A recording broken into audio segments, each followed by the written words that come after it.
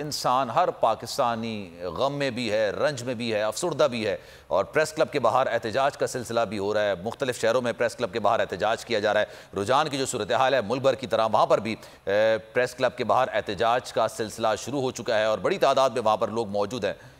दानिश मज़ारी हमारे नुमाइंदे हमारे साथ मौजूद हैं, तफसील वो बताएंगे। जी दानिश। बिल्कुल, इस वक्त मैं प्रेस क्लब रुझान में मौजूद हूँ, जहाँ पे मेरे साथ जो है ना सैकड़ों की तादाद में रुझान यूथ के जो है ना नौजवान शहीद अरशद शरीफ के हक में यहाँ पे प्रोटेस्ट रिकॉर्ड करवा रहे हैं। हुकूमत से वो क्या मुतालबा करते हैं हम उनसे जानते हैं। जी आप में बताएं, अरशद शरीफ पाकिस्तानी एक सीनियर एंकर पर्सन थे जो हमेशा सच के ऊपर डट जाया करते थे, आज उसका बेरहमी से कत्ल किया गया, इस बारे में आप क्या कहना चाहते हैं? सबसे पहले तो बहादुर अरशद शरीफ को हमारी तरफ से, पाकिस्तानी कौम की तरफ से सलाम। और उसके बाद जिस बेईमाना तशद्दुद से उसको कत्ल किया गया और कीनिया की जो पुलिस की जो रिपोर्ट्स है, हम कतई उसको नहीं मानते।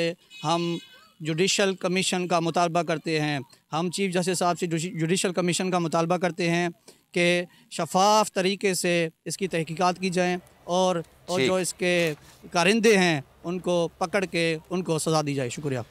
बिल्कुल, जान से हमारे नुमाइंदे में आगाह कर रहे थे। टोबा टेक सिंह आपको ले चलेंगे, वहां पर भी हमारे नुमाइंदे हमारे साथ मौजूद हैं, वहां पर भी एहतजाज का सिलसिला जारी है। सुल्तान सिद्धू हमारे नुमाइंदे हमारे साथ मौजूद हैं, आपको मजीद बताएंगे।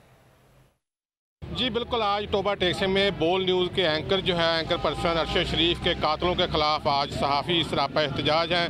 शहबाज चौक में एहतजाजी मुजाहरा किया गया है जिसमें बड़ी तादाद में सहाफ़ी शामिल थे। एहतजाजी रैली भी निकाली गई है। सहाफ़ियों का यही मुतालबा था कि अरशद शरीफ के जो कातिल हैं उन्हें बेनकाब किया जाए, जो भी साजिश की गई है उसे बेनकाब किया जाए। मेरे साथ सहाफ़ी मौजूद हैं, इनसे पूछते हैं कि आज एहतजाजी मुजाहरे में क्या मुतालबा कर रहे हैं। जी अरशद शरीफ साहब का जो कत्ल है इंतहाई एक ज़ालमाना इक़दाम है। हम उसकी भरपूर मज़म्मत करते हैं। पूरे पाकिस्तान में सहाफ़ी बरदरी सरापा एहतजाज है। हमारा मुतालबा यही है कि अरशद शरीफ के कातलों को। ठीक है जनाब, thank you so much for time. जनाब सूरत-ए-हाल से आगे रहते हैं और मुल्क भर में एहतजाज का सिलसिला शुरू हो चुका है।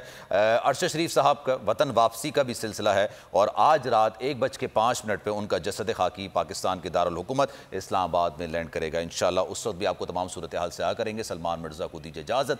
ज़िंदगी रही, सेहत रही और ख़ास करके आपकी दुआएं रही तो इंशाअल्लाह आपसे फिर मुलाकात होगी। अल्लाह हाफ़िज़।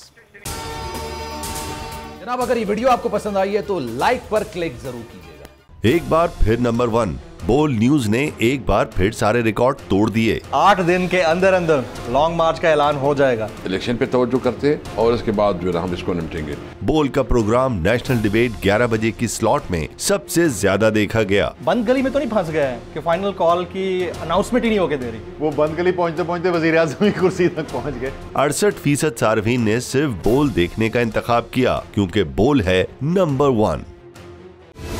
सबसे बड़ी कवरेज, सबसे बड़े पैनलिस्ट, हमने तो बड़ी PMLN के वार सहे, वो भी बिला वजह। सबसे ज्यादा रिपोर्टर्स। इलेक्शन कमीशन की जानिब से कोई इंतजाम इतने अच्छे तरीके से नहीं किए गए।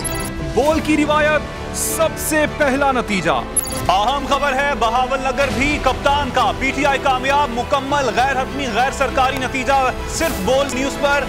लम्हा बा लम्हा इलेक्शन की खबर सिर्फ बोल पर। सब्सक्राइब करें और बेल दबाएं ताकि कोई खबर रह न जाए।